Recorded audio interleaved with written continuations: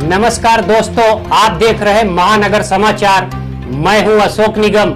आइए देखते हैं आज की ताजा खबर। समय था मीरा भाईंदर में राष्ट्रवादी कांग्रेस पार्टी की तूती बोलती थी। यहां के सांसद, विधायक, महापौर तथा मीरा भाईंदर मनपा की सत्ता पर राकपा की ही एक छत्र राज हुआ करता था।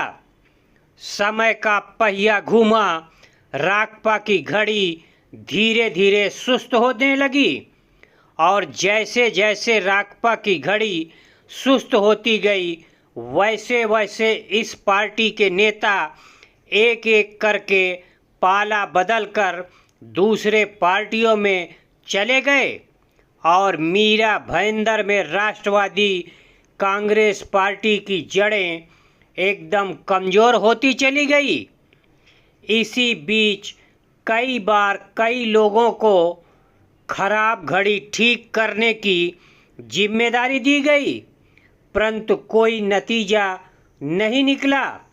और इसी बीच चाचा शरद पवार, भतीजा अजीत दादा पवार में पार्टी की घड़ी किसके पास रहेगी उसकी लड़ाई चालू हो गई और अंततः भतीजे ने चाचा को मात देकर न केवल घड़ी अपने कब्जे में की बल्कि वर्तमान महाराष्ट्र सरकार में गठबंधन महायुति में भी शामिल हुए।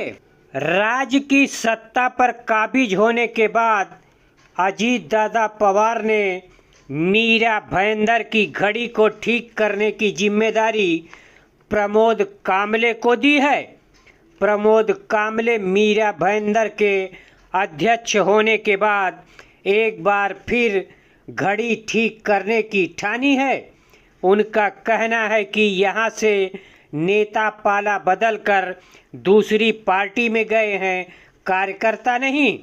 इसलिए मुझे जो जिम्मेदारी अजीत दादा पवार ने दी है वह बखूबी निभाऊंगा और मीरा भाईंदर में राष्ट्रवादी की घड़ी ठीक करके इसे पुनर्जीवित करूंगा।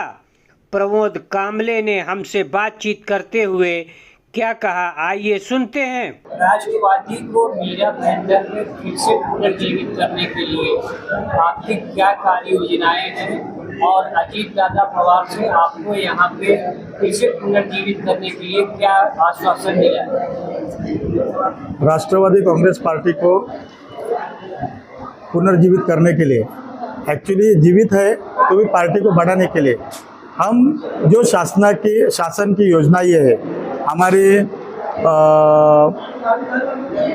आदित्य तटकरे मैडम है मिनिस्टर बाल कल्याण, महिला बाल कल्याण मंत्री, उनसे जो जो योजना मिलती है और जो शासन की योजना है ये हम लोग हर वार्ड में, हर प्रभाग में, हर घर तक पहुंचाने की कोशिश कर रहे हैं और हमारी वो योजनाएं कैसे हर घर तक जाए और उनको फायदा हुए, तो ये हम लोग पूरी तरह से कोशिश करके राष्ट्रवादी कांग्रेस पार्टी वहाँ पे बढ़ाने की कोशिश करेंगे।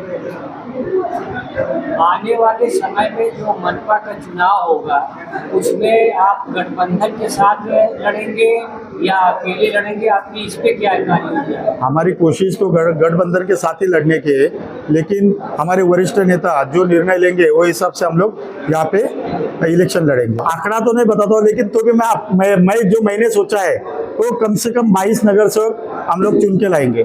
खबर के अंत में खबरों में अब तक के लिए बस इतना ही। फिर होगी आपसे मुलाकात ऐसे ही बड़ी किसी खास खबर के साथ। तब तक के लिए नमस्कार और देखते रहिए महानगर समाचार।